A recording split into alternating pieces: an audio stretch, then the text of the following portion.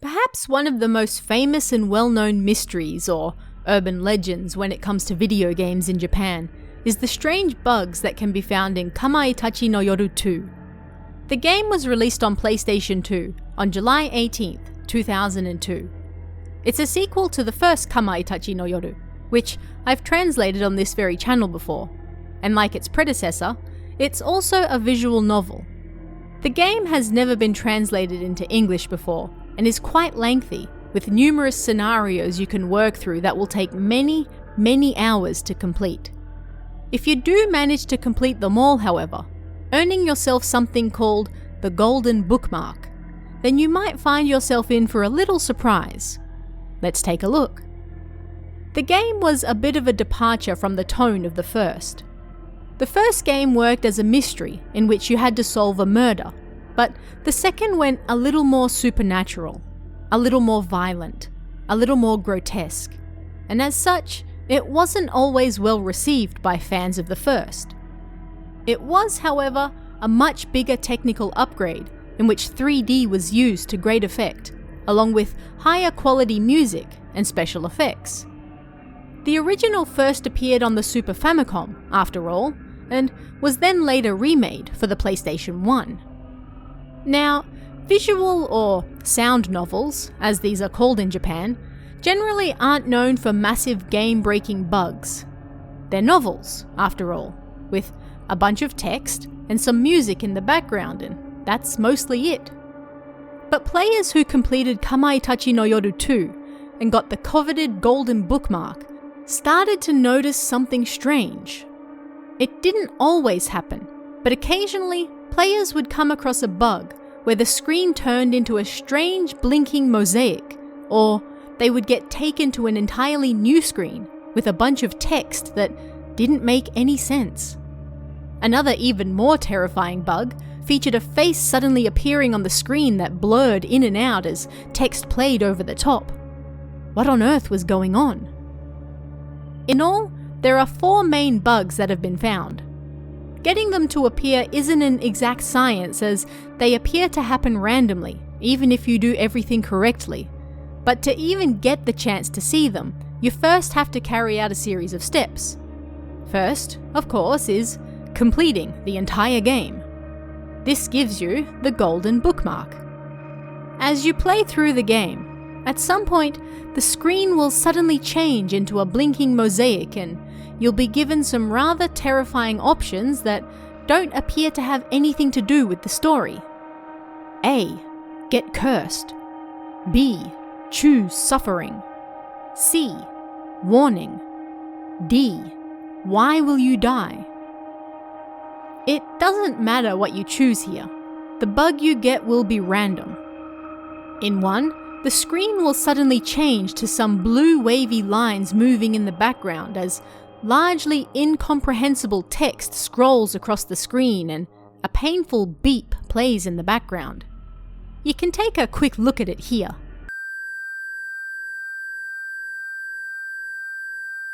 This goes on for well over a minute before returning to the story like nothing happened. Another slightly less strange bug will simply give you some more corrupted text and flash to another image in the background before returning to the same screen, as you can see happening in the background right here. But another slightly more terrifying bug will instead switch to a scene of numerous flashing images with text that appears to be blocked out. When paused, the images seem to show dead bodies, skulls, and people in pain. A shrill sound also plays in the background, which you can hear here. This also continues for about a minute, until finally some legible text shows up. This is that type of game. Repeats over and over, before that too corrupts, and repeats, and then the game suddenly returns to normal. Weird. The final and perhaps most terrifying bug features a blue face that warps in and out, and this one actually tells a story.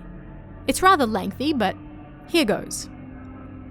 Have you heard that Kamaitachi 2 was a cursed game?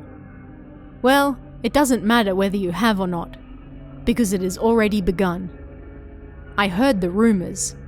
The staff spoke of them, that they heard strange voices. Apparently some of them have seen twisted faces. That's a new direction, I said with a laugh. I was staring at the monitor for close to an hour then. Yes, just like you're doing right now. But our positions are a little different. I was the game's scenario writer. It was my first time playing a ROM for debugging. The production effects were great, and I must say the game was shaping up to be quite interesting as well. The first time I saw it, I didn't pay much attention to it. The thing moving on the other side of the monitor. When I suddenly looked over, there was nothing there. It appeared when I started looking at the monitor. It looked like a human figure. It seemed to be watching me. I was playing the game in the Chunsoft staff room.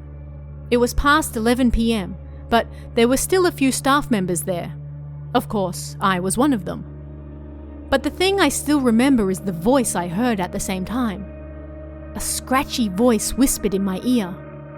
I didn't know what it was saying. I jumped and looked around, but nobody was there.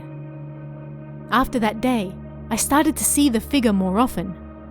Behind the showroom in the store, in the window of the apartment building when I looked up, on the subway platform across from me, at the table across from me when I was eating. The figure was getting more and more daring, reaching an arm out from some documents, peeking through the crack in the door, showing something like a finger from a closed book. It was a kind of blue shadow. It was transparent, so I could see through it. Eventually, I started to hear their voices. At first, it was a grating whisper. I thought I was sick. I saw the doctor, and he said I was neurotic. I had an idea.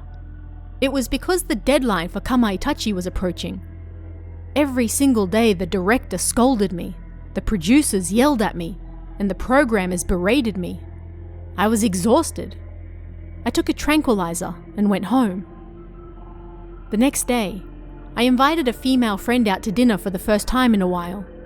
On the way home, we found a print machine that appeared to have been dumped just off the side of the road. I pressed the confirm button between some characters I didn't recognize. A print came out. That pale blue face was there between ours.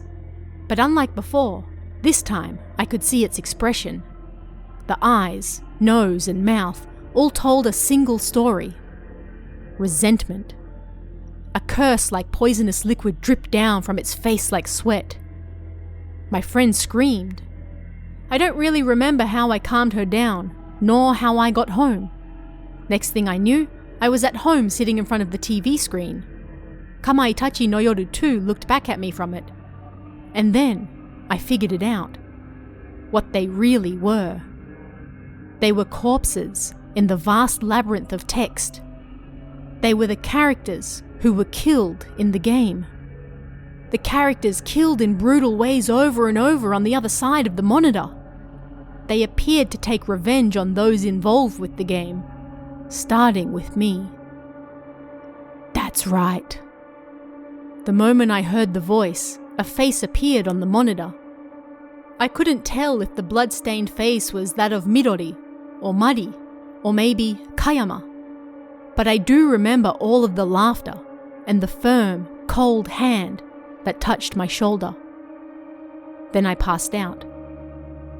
My name disappeared from the staff roll, and the person who took my place remained. But I myself didn't disappear from the game. I'm still here, just like this. Well, that's the end of my story. It might not be too late for you yet. If you haven't heard their voices, that is. As this little creepypasta plays out, you can hear what sounds like electricity crackling in the background.